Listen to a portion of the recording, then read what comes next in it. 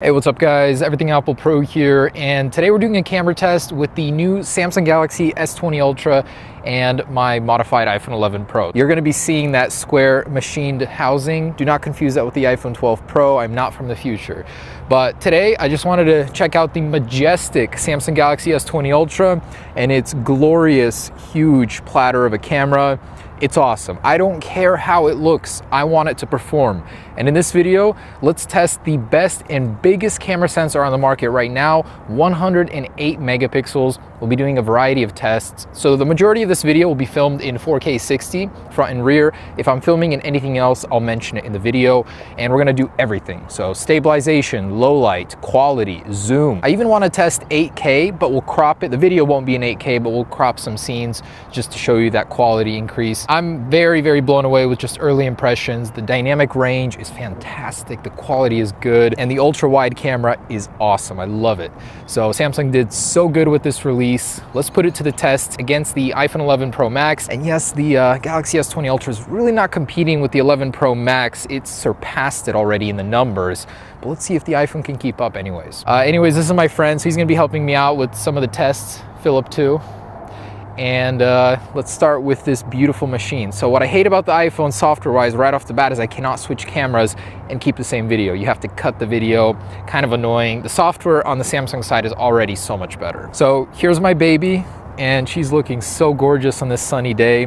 What I love on the Galaxy S20 Ultra is you get a full screen view. The entire thing is a view. And going to 0.5 on both, notice what a crazy view you get. It's like a window into this world. The iPhone one is cropped. I think Apple can do better here, but just visually, the Galaxy looks so much better. As usual, Samsung's looking vibrant, beautiful.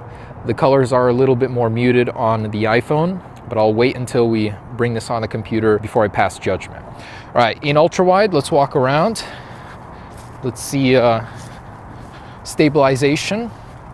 Now, this baby got fixed up by Backyard Boys, Tim. I'll drop a link down below. Just want to say thank you, man. You have done me great justice. She's beautiful. Now, as far as capturing in the same angle, both are pretty close here. Looking really, really good. It's a beautiful sunny day. All right, so stabilization test in 4K 60.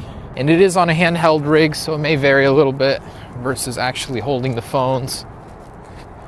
But I'm pretty impressed with both. This is one place where smartphones have actually gotten very good in the last few years. All right, so next, let's just do some general quality tests taken around my hometown city. And this is being recorded in 4K 60 frames per second. So using the standard wide angle lens, I'd say the stabilization is solid on both. I saw nothing wrong with either one. Very smooth, you know, there's really no complaints here. So panning shots, everything checked out. I actually prefer 4K 60. Most people will be recording in 4K 30, but the panning shots are much smoother. And the quality that we get nowadays on smartphones, it's absolutely stunning, just top notch, no complaints here. The only difference that I personally can see in a very well-lit environment is the colors. So the colors will vary, the contrast ratio, just the settings that Samsung or Apple applies to the camera will be different. Some people will prefer the Samsung, some people will prefer the iPhone one, but both qualities do check out. Just the detail, especially if you're doing some cropping, you want to be recording in 4K minimum. And oh boy, wait until we get into the 8K stuff here in just a second. But overall, looks fantastic, very detailed. The colors on some objects will be a little bit more contrasted on the iPhone. Sometimes the more green colors can be contrasted more on the Samsung, but it's solid, and the stabilization was good, so no complaints. Okay, and the zoom test. So this is where the Galaxy S20 Ultra excels with its new space zoom, which can zoom up to 100 times with the assistance of digital zoom. Is it all marketing or is it true? So this is the standard view, and then zooming in about 30 times, which is still respectable, but you can make out the details. I was actually very pleasantly surprised that the Galaxy S20 Ultra did well here. Now starting with standard, 0.5, then standard, then 2 times, 4 times, and then going to 10 times, 30 times, and from there 100 times. Look at that. That's actually quite impressive. I like being able to do that with the lens. Same thing again, so 0.5 times, and then 1 times, 2 times, 4 times, 10 times, 30 times, and 100 times. Notice the text. The text actually gets crisper, and this is because of the machine learning with the camera. It'll actually adjust it post picture taking, something Apple actually does too, but that's quite interesting to know. And it was this exact test that really sold me on the capabilities of the Samsung Galaxy S20 Ultra. I was always a little skeptical of the 8K if it was actually natively recording it, but here it's very clear that the 108 megapixels are real and they make a huge difference. So 8K 24 frames per second on the Galaxy S20 Ultra, on the iPhone 4K 60. So I'm gonna apply a little bit of zoom here. This is 2 times, then we're gonna jump to 4 times, and you can still make out the detail, the bricks, the clock hands, the clock hours, the shingles. It's still very detailed here. If we apply the same zoom on the iPhone, just look at how pixelated it gets. That's 10 times zoom, and it had to be applied digitally after, as the iPhone only lets you record 3 times in 4K 60. Just wow, you can make out so much detail even when zoomed in this close, and that just makes editing later much easier. It future-proofs all of your content. It'll always be good to have higher quality video down the road when storage does get cheaper. But yeah, not to get ahead of myself here, but 8K, this sold me on it. I have an 8K TV, I've never seen any content in 8K, but now I'm excited to actually play this on that TV, see how it looks. Maybe we'll get this on the iPhone later this year. I would like to see it. I can only imagine how much storage this is swallowing up, but the quality, the detail, once you really get in there, is pretty dang good. Also, the colors on the Galaxy S20 Ultra this year, fantastic. I really love what Samsung did with their color profile. Back in the day on the older Galaxies, it would look not so realistic. Here, it looks great. It looks great on both, actually. And just when you thought that smartphone cameras have reached their apex of quality, Samsung comes along and shows us that it can always be boosted by boosting those numbers. 108 megapixels. It's crazy, but it does make a difference. And ultra-wide video in a car. All right.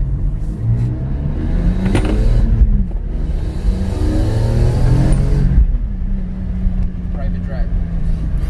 Gotta say, I'm pretty dang impressed with the S20 Ultra. I'm gonna consider using it for my daily.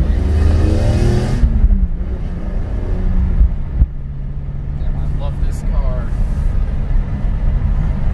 I think this is one of the most beautiful cars ever made. And it's so affordable. This is in the ultra-wide lens, 4K. Notice the noise. So the iPhone does a lot of smoothing. I'm just sitting here editing, and in this darker environment, the iPhone, I mean, it looks better, but it's all software. Both struggle with the ultra-wide, which has not matured enough to look good in low-light environments. Just a quick test outside. So this is on my deck. It's pretty much pitch black outside. We've got some lights set up, and I want to do a test of noise. So far, indoors, it seemed like the iPhone did better in low light, but the Galaxy S20 should theoretically do better. It does have a wider aperture. Let's see how that looks on the computer. Both do look great. Let me know down below in the description which one you think looks better in low light. Let's do some audio zoom. This is with cars outside. It's enabled by default on the Galaxy S20 Ultra.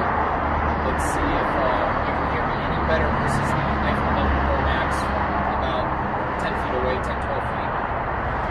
And switching over to the selfie camera. So on the S20 Ultra, we have a 40 megapixel shooter with a 2.2 aperture. On the 11 Pro Max, a 12 megapixel shooter with the same aperture. And these are pretty close, although the color temperature on the S20 Ultra, for some reason, is very blue, washed out.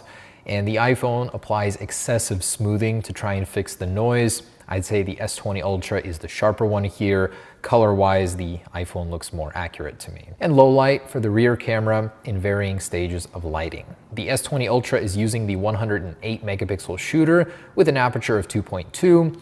The iPhone, a 12 megapixel. That's just funny comparing those sizes. There's such a big disparity now with a 2.2 aperture.